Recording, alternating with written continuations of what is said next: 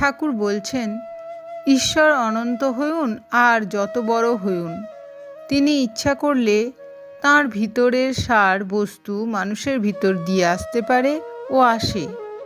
তিনি অবতার হয়ে থাকেন। এটি উপমা দিয়ে বোঝানো যায় না, অনুভব হওয়া চাই, প্রত্যক্ষ হওয়া চাই। উপমার দ্বারা কতকটা আভাস পাওয়া যায়। গরুর মধ্যে শিংটা যদি ছোঁয়, গরুকেই ছোঁয়া হলো। পাটা বা ল্যাজটা ছুলেও গরুটাকে ছোঁয়া হলো। কিন্তু আমাদের পক্ষে গরুর ভিতরের সার পদার্থ হচ্ছে দুধ। সেই দুধ বাঁট দিয়ে আসে। সেইরূপ প্রেম ভক্তি শিখাবার জন্য ঈশ্বর মানুষ দেহ ধারণ করে সময়ে সময়ে অবতীর্ণ হন। ঈশ্বরের সব ধারণা কে করতে পারে? তা তাঁর বড় ভাবটাও পারে না, আবার ছোট ভাবটাও পারে না। আর সব ধারণা করা কি দরকার? তাকে প্রত্যক্ষ করতে পারলেই হলো। তাঁর অবতারকে দেখলেই তাঁকে দেখা হলো।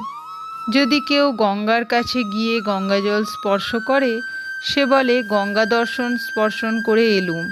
সব গঙ্গাটা হরিদ্বার থেকে গঙ্গাসাগর পর্যন্ত হাত দিয়ে ছুঁতে হয় না। তোমার পাটা যদি ছুঁই, তোমায় ছোঁয়া হলো। যদি সাগরের কাছে গিয়ে একটু জল স্পর্শ করো, তাহলে সাগর স্পর্শ করাই হলো।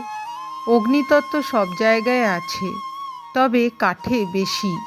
ঈশ্বর তত্ত্ব যদি খোঁজো, মানুষে খুঁজবে।